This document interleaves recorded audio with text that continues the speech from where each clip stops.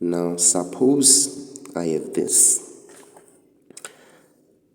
The integral of small f dx with respect to x, the integral of small f dx is capital F at x. Suppose I have this. Now this means that if I have a definite integral between a certain interval, I have the limits of integration, I have the boundaries now of f at x dx. This will be the same as capital F at b minus capital F at a. What does this mean? What does this mean?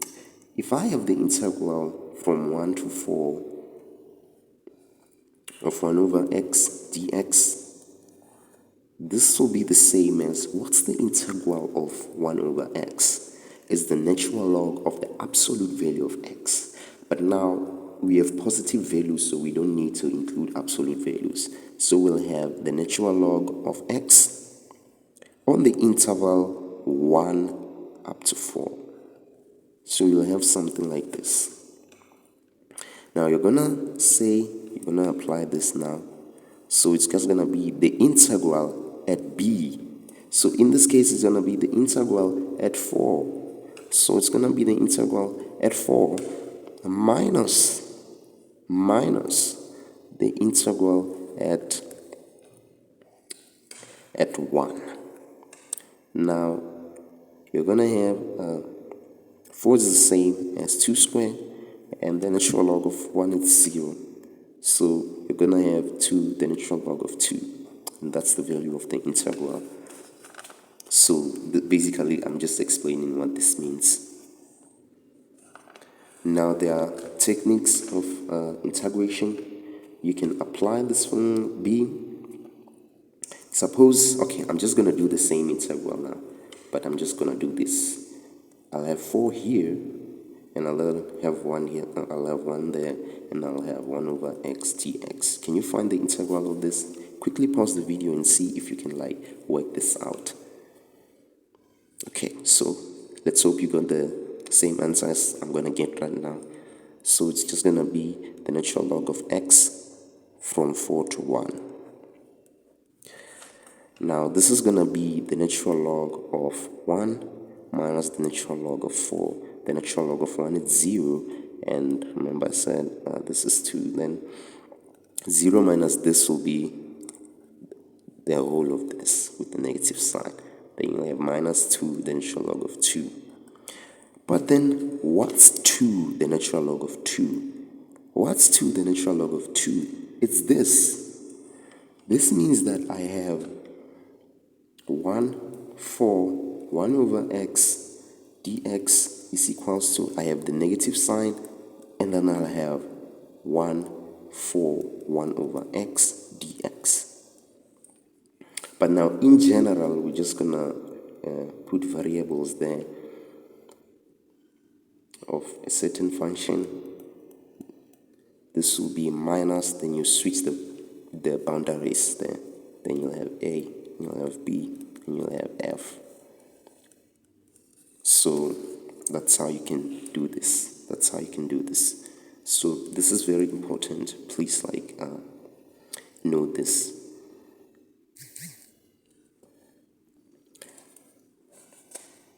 Now, let's say I have this, the integral from 4 to 1 of f at x is equals to dx, f at x dx is equals to a, and the integral of g from 0 to 4 is equals to b. And they ask you to evaluate this.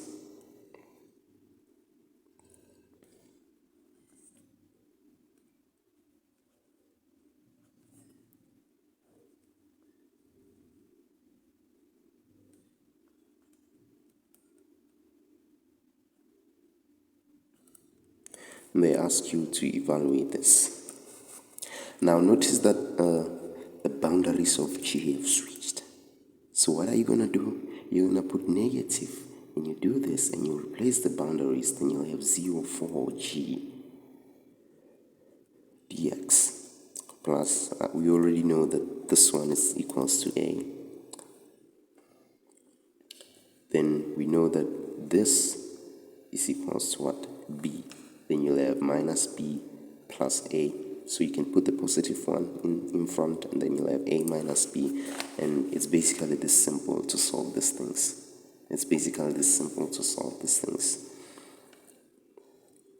Now, another rule you'll have to be familiar with, f at x dx, this will be the same. You can put a number in between. Suppose it's C. Suppose C lies between F. Suppose C lies between B and A. Then you'll have something like this, dx. It depends like on how you want to place this. Now, don't be like confused when you see positive in other books and you see negative in my videos and that kind of stuff. Whatever the formula you know, it will work. Then you'll have this.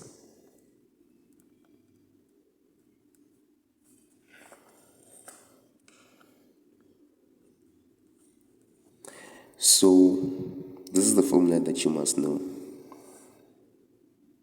You should know this. And this is true basically. You can prove this by just using what I showed you earlier. By using this, you can prove that that formula is true. Now, what's the point of this? Suppose you have the integral from 0 to pi of f of x dx equals 8, and you have the integral from 2 pi to 0 dx is equals to minus 12. Then suppose you have something like this. Then they ask you to evaluate this. They ask you to evaluate this. 2 pi f of x dx. What will be the value of this? You're just going to apply this formula now. That's where the formula is applicable. That's where you must apply the formula. Now, I'm just going to do this because it's the first time you're not probably used to this formula. Now, this will be the integral from pi to 0 f of x minus dx minus the integral from 2 pi to 0 of f of x dx. Then you'll have something like this. Now, these values are known. This one is equals to 8. Then you have a negative sign, and this one will be equals to minus 12. And then that makes this integral to be 20. So that's how you can solve this. So you can do this for all the other integrations, all other problems that you face by just applying the formulas, applying what you know. Thanks for watching. Don't forget to share and subscribe.